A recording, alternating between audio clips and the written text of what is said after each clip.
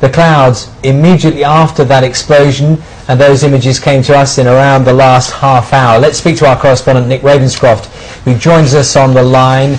He's got as near as he can to Fukushima, where 2 nuclear plants, of course, to be damaged by the quake. Nick, I know you've been caught up in that exclusion zone. What can you tell us?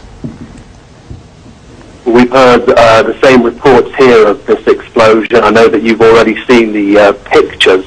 What we have here is we have been stopped 60 kilometres away, and yet we were told that if there was any kind of meltdown at this nuclear facility, that people living beyond 10 kilometres would not be affected. And yet here we are 60 kilometres away, there are police roadblocks, and we've been told it's too dangerous to go any further. Coming in the opposite direction, away from the nuclear reactor, have been long queues of traffic. I've seen busloads of people as well. What's not clear is whether those people are from within the 10-kilometre exclusion zone, or whether it's other people who live beyond that who've decided that probably it's the best bet to try and leave the area. Yes, and Nick, in terms of, I know you've only recently arrived in the area, so it's very hard to get a handle on some of these things, but in terms of the official information coming out and the warnings and what people are being advised to do. Well, here we have people who have been queuing for petrol. Now, whether that can the effect it's had on the road system, or whether it's because people are stocking up, it's difficult to say. I'm standing near a convenience store at the moment, which has got very low stocks of food and drink.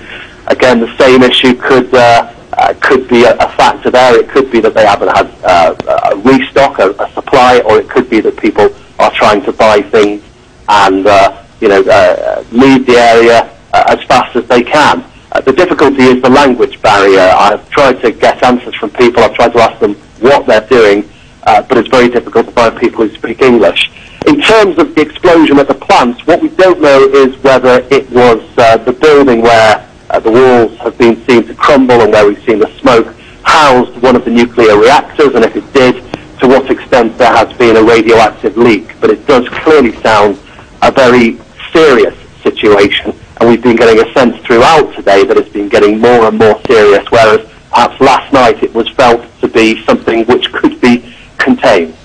Yes, just as we watch those images, Nick, and we are seeing them now, the explosion itself, the official line from the local prefecture says that the ceiling of the reactor collapsed. Now, what's pretty apparent as we watch that explosion is that this was an explosion rather than a collapse, because originally had been speculated that it might have been to do with damage done by the earthquake itself. But this would appear, and our experts here in the studio say that is obviously something entirely different.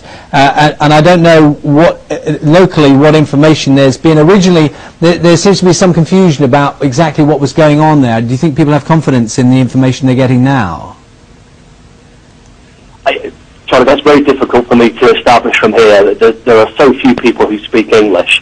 I mean, in terms of what's happening to the reactor itself, they have been struggling all day to try and stabilise the situation. The failure of the cooling system meant that it was heating up and heating up, and this was because there was originally a cut to the power supply caused by the earthquake.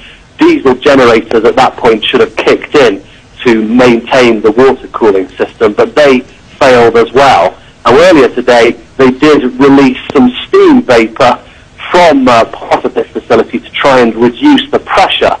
But if there has been an explosion, and if it is at one of the buildings which houses one of these reactors, it would seem to suggest that that has been unsuccessful, and it may well be a case that there has been a radioactive leak. I've certainly seen reports that measurements taken in the area surrounding the plant are far, far higher than they normally would be. Nick, for the moment, thank you very much.